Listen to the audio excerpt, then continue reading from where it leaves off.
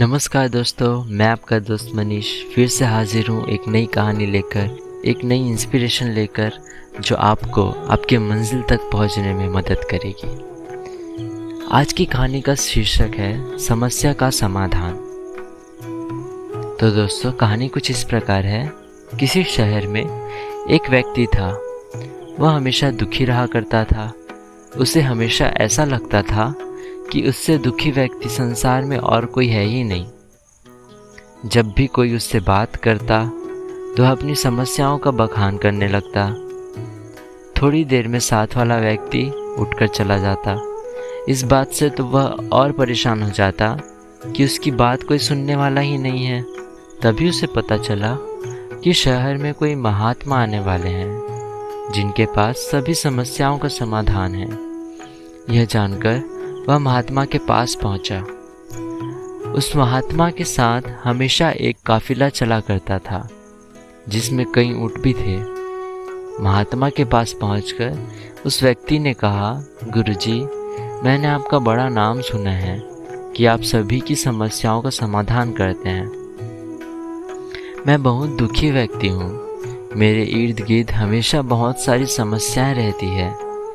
एक को सुलझाता हूँ तो दूसरी पैदा हो जाती है। मैं अपनी आप बीती किसी को सुनाता हूँ तो कोई सुनता ही नहीं। दुनिया बड़ी मतलबी हो गई है।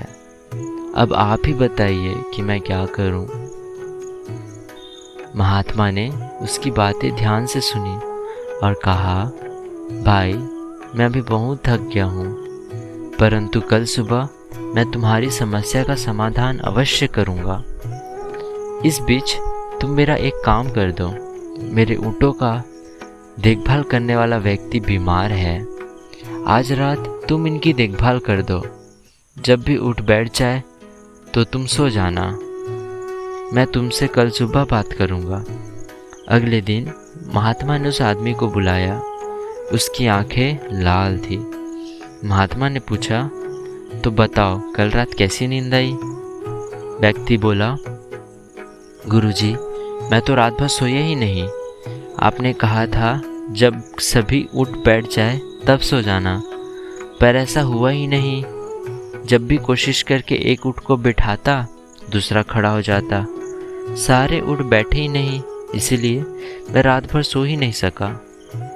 महात्मा जी मुस्कुराते हुए कहे, मैं जानता था कि इतने ऊँट एक साथ कभी बैठ ही नहीं सकते, फिर भी मैंने तुम्हें ऐसा करने को कहा। यह सुनकर व्यक्ति क्रोधित होकर बोला, महात्मा जी, मैं आपसे हल मांगने आया था, पर आपने भी मुझे परेशान कर दिया।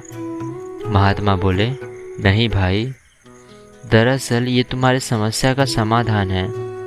संसार के किसी भी व्यक्ति की समस्या इन ऊँटों की तरह ही है। एक खत्म होगी तो दूसरी खड़ी हो जाएगी। अतः सभी समस्याओं के खत्म होने का इंतज़ार करोगे तो कभी भी चैन से नहीं जी पाओगे। समस्याएं तो जीवन का ही अंग है। इसे महसूस करते हुए जीवन का आनंद लो। जीवन में सहज रहने का यही उपाय है। दुनिया के किसी भी व्यक्ति को तुम्हारी समस्याएं सुनने में कोई दिलचस्पी नहीं है, क्योंकि उनकी भी अपनी समस्याएं हैं। महात्मा जी की बात सुनकर व्यक्ति के चेहरे पर संतोष और सहजता के भाव उमड़ पड़े, मानो उसे अपने सभी समस्याओं से निपटने का अचूक मंत्र प्राप्त हो गया।